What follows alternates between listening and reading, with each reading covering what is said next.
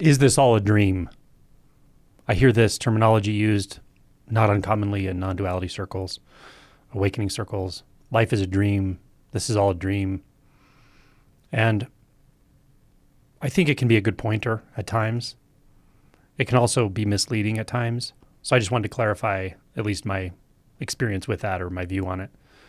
So in the initial approach to awakening, the initial approach to recognizing that there's a possibility to unbind from the illusions of separation, identity, thought, et cetera, it can be helpful to hear this kind of poetic pointing, right? Life is a dream. This is all a dream. And life in the way you imagined it, life in the way you remember it, life in the way that you define it, and the way in which you define yourself within it, could certainly be said to be a dream before any shift in identity. Once there's a shift in identity, then we see that the ways that we thought we had to defend ourselves, the ways we thought we had to uphold ourselves, the ways we thought we had to identify ourselves, and all the effort we put into that is completely unnecessary. It is rather dreamlike. And we enter this world of what I often call unbound consciousness, or this knowing of unbound consciousness, this sort of purity of experience that is all-encompassing. There's a sort of totality of being, knowing, being, consciousness, and that sort of thing. When this comes online, or when we take the backward step into this knowing, then things do feel rather dreamlike, in the sense that any thought that arises about a future or a past, or who you are, who they are, or what the problems or solutions are or need to be, are very easily let go of. Like waking up from a dream. Like waking up from a dream again and again and again. So in that sense, yes, this is all a dream, yeah? But then what? What happens next? And this is where a lot of confusion lies in the spiritual communities. Is it just more of the same? More of just telling yourself there's nothing to do, there's no problem, there's no one, it's just a dream, it's all a dream. Endlessly telling yourself this turns out to be not always skillful. Often it's unskillful. Now, when we've had this shift, when we sort of find ourselves just dissolved into this infinite, into this undifferentiated experience of knowing, knowingness, being, for a while, it does resonate deeply. It does feel very natural and lawful to let go of the reins, because the way we've been holding onto the reins was just completely unnecessary, causing a lot of unnecessary struggle, burning up a lot of unnecessary energy. That's holding onto the reins of thought. And so we do naturally know how to put those down now, which is really a relief. It's a wonderful relief. But that ego structure is not gone. It's quite sneaky. So what it does is it tells you, oh, from here on, that's all that's necessary, is just keep letting go, keep doing nothing, keep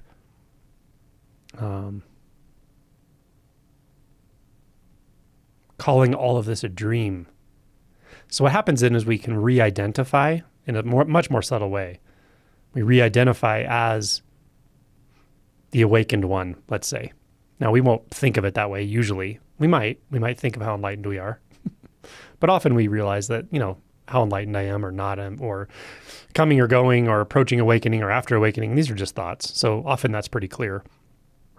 But the sense of identity, the sense of who you are, can sort of morph itself into this universal you, or this universal sense of consciousness or beingness or source or anything, right? Awareness. And that is much harder to see than one thought. It's much harder to see than a thought that says, oh, I'm the enlightened one, right? If you're sensitive, you'll see it. And you'll see that if you interpret it with language, you will find it something like that. I am consciousness. I am the enlightened one. I am pure being. I am God. I am the beginning and the end. All of these, in my experience, are distortions. They're just much more subtle distortions than I'm a person separate from other people. I'm moving through time. I have to get all this done in a certain amount of time. Like that world of thought, yeah, that's much more gross in the sense of much more obvious distortions based in thought. This one's more subtle for sure, but it can still be a fixation. And I think it is a fixation pretty much for everyone for a while, because that's how this goes. So essentially we wake up to this spaciousness, but then we identify with the spaciousness. And you might be asking now, like, well, why wouldn't we? If there's just spaciousness, shouldn't we identify with it?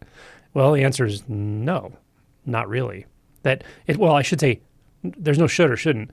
You don't necessarily have to identify with it. And there is a deeper understanding and recognition and realization available. And that's what I'm always pointing to. Yeah. Specifically non-duality, which really starts to investigate the nature of presence itself.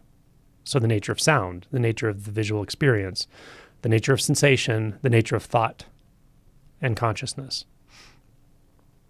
If we take up a direct investigation of this and we do the shadow work that will come along with it, then this will clarify. There will be a deeper realization, and you will, not you, the realization will clarify itself beyond reifying any universal anything, any infinite anything, because this is neither finite nor infinite, right?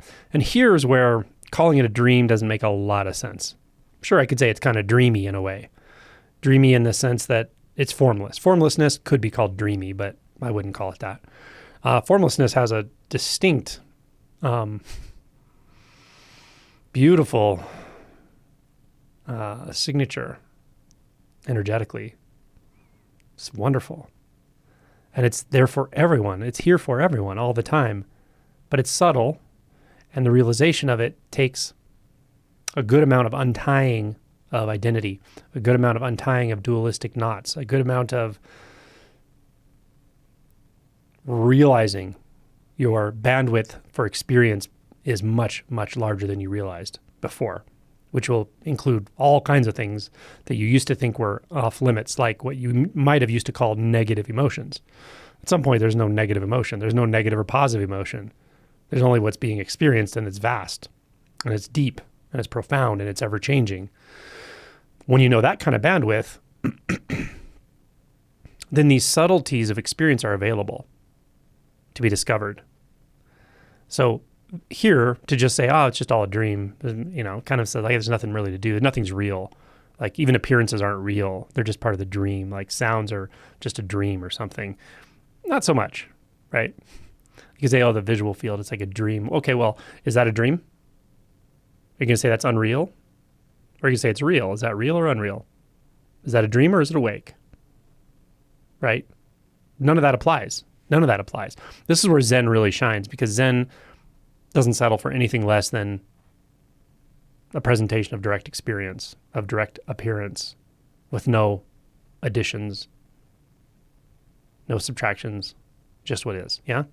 So yeah, what is the sound of one hand? It's very potent here. Very potent way to investigate the nature of experience. What is a sound? Where is a sound? Where does it begin and end? Is there a hearer of the sound? In your direct experience, if there's no hearer of that sound, then there's just that sound. Yes? Do you see? There's no you apart from it, and there's no you inside or outside of it. There's just sound, ringing, almost like you are ringing, but there's no you in it. There's just sound. And there's also sensation, a breath, one breath.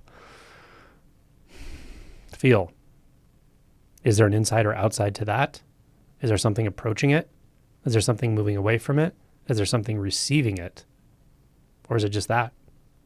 And if it's just that, without outside or inside, without agent, meaning, purpose, distance, dimension, temporality, you're going to call it a dream?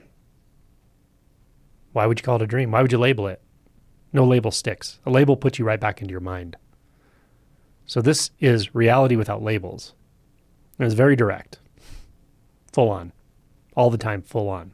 So in this way, talking about a dream or not a dream or real or unreal or the Dharma or there being no Dharma or awake or asleep. It's just all words, all equally words.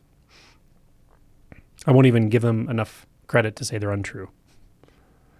I saw somewhere someone said, you got to realize all thoughts are untrue. No, just see what a thought is.